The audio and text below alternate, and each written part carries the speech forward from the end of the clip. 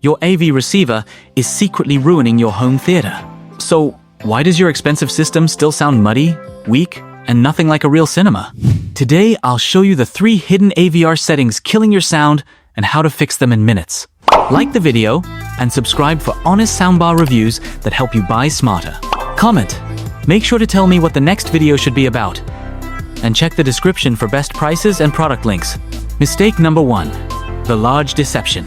One of the most misunderstood settings hidden inside every AV receiver is the speaker size setting. It sounds simple, but this single option can dramatically change how your entire home theater performs. And unfortunately, many receivers either configure it incorrectly during automatic setup or leave users believing the wrong setting is actually the best one. Most people open their receiver menu, see their large floor-standing speakers, and naturally assume they should be set to large. After all, they're physically large speakers. The logic seems obvious. But in home theater audio, the words large and small have almost nothing to do with physical size. Instead, they control one of the most important systems inside your receiver, bass management. When a speaker is set to large, your receiver assumes that speaker can handle the entire frequency range on its own. It sends everything to that speaker, from the deepest bass notes to the highest frequencies. On paper, that sounds ideal, but in practice, it often creates several major problems, especially if you already own a dedicated subwoofer. The first issue is that your subwoofer becomes underutilized. Instead of allowing the subwoofer to handle bass from all channels, the receiver leaves much of that workload on your main speakers. Your subwoofer still reproduces the dedicated LFE channel from movie soundtracks, but it isn't helping with bass from the front speakers the way it should. You essentially paid for a bass specialist and then assigned it only half of the work. The second problem is even more important. Deep bass requires a tremendous amount of driver movement. When your speakers are busy reproducing powerful low frequencies, they have less precision available for the frequencies responsible for dialogue, vocals, and detail. Imagine asking a concert pianist to simultaneously play a piano and carry a refrigerator. They can attempt both, but their performance will suffer. Speakers behave the same way when they're overloaded with bass duties. This is why many systems sound muddy, congested, or lacking in dialogue clarity. The speakers are trying to reproduce frequencies that would be better handled elsewhere. Voices lose definition. Sound effects lose precision. The entire soundstage becomes less focused and less immersive. The solution is surprisingly simple. Setting speakers to small activates the receiver's bass management system.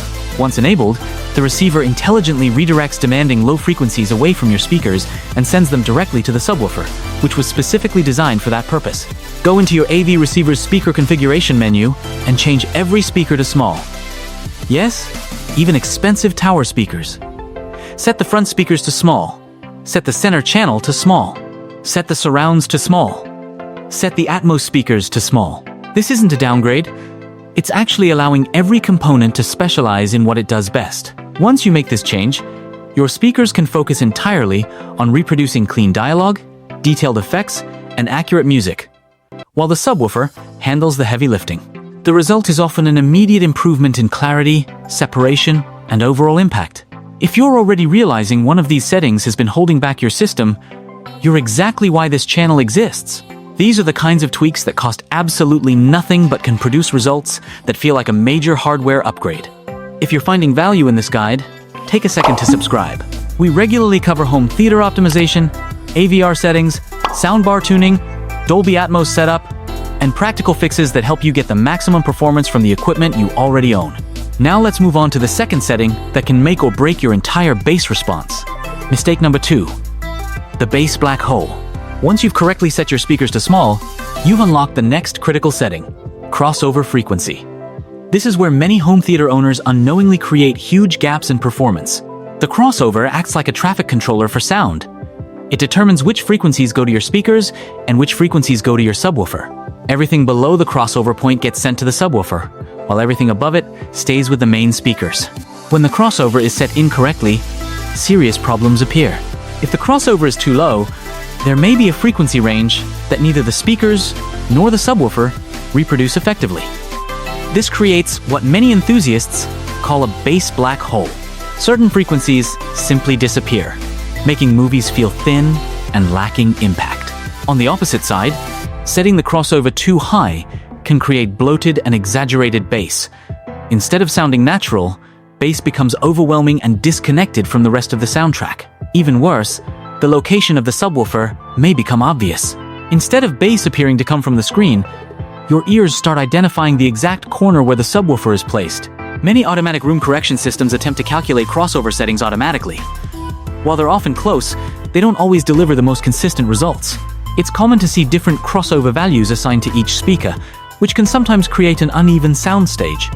For most home theaters, the safest and most proven starting point is 80 Hz. This recommendation comes directly from THX standards and has been used successfully in professional cinema environments for decades.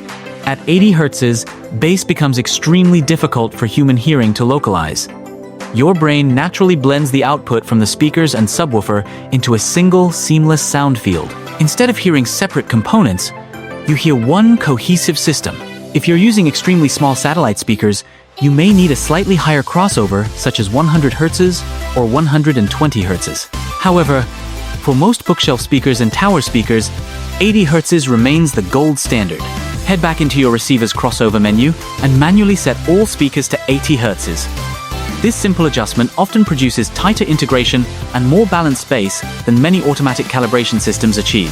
While you're there, verify two additional settings. First, locate LPF for LFE and ensure it's set to 120 Hz. This guarantees your subwoofer receives the complete low-frequency effects channel from movie soundtracks. Second, check your subwoofer mode. It should be set to LFE, not LFE plus main. The LFE plus main option often creates duplicate bass signals that overlap and interfere with one another. The result is usually muddy, boomy, and uncontrolled bass. With these settings corrected, bass becomes tighter, cleaner, and more powerful. Instead of overwhelming the room, it supports the soundtrack exactly the way it was intended. Mistake number 3. The dynamic killjoys. At this point, you've fixed speaker size and crossover settings. Your bass management is working correctly, but there may still be another hidden obstacle standing between you and truly cinematic sound.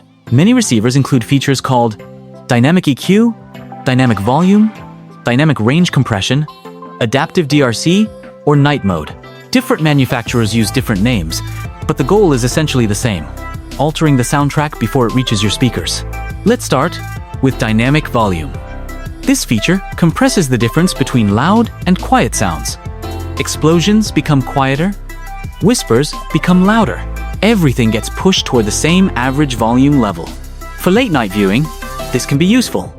You don't need to constantly adjust the volume when a quiet conversation suddenly turns into an action sequence. However, the trade-off is significant. The dramatic contrast that filmmakers carefully created disappears. Movies are designed around dynamic range. Quiet scenes build tension. Loud scenes deliver impact. When dynamic volume compresses those differences, much of the emotional power of the soundtrack is lost. Dynamic EQ works differently. It attempts to compensate for how human hearing changes at lower listening levels. As volume decreases, our ears become less sensitive to bass and treble frequencies. Dynamic EQ boosts those frequencies to compensate. The theory is sound, but the real-world results vary. Some listeners love it.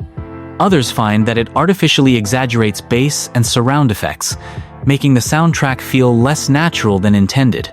For serious movie watching, many enthusiasts prefer hearing the soundtrack exactly as it was mixed. That means minimizing unnecessary processing whenever possible. Go into your receiver's audio menu and locate dynamic EQ, dynamic volume, DRC, adaptive DRC, or night mode. Try disabling them completely and listen to a familiar movie scene. The difference can be dramatic. Dialogue feels more natural, explosions hit harder, quiet moments feel more intimate. The soundtrack regains the contrast and emotion that make home theater so immersive. Instead of hearing an artificially processed version of the movie, you're hearing something much closer to what the sound engineers originally created. The final conclusion. If your soundbar isn't working properly, chances are the problem isn't a defective product. It's usually one of 3 setup mistakes. The first mistake is using the wrong HDMI port. Always connect to the port labeled ARC or eARC on both the TV and the soundbar. The second mistake is incorrect settings. Make sure your TV audio output is set to HDMI ARC or audio system, and confirm that HDMI CEC is enabled. The third mistake is using the wrong cable or audio format. For modern eARC systems, use a certified ultra-high-speed HDMI cable and select bitstream or pass-through within your TV's audio settings. And when everything seems correct, but problems persist, perform a complete power cycle by unplugging both devices for a full minute before reconnecting them.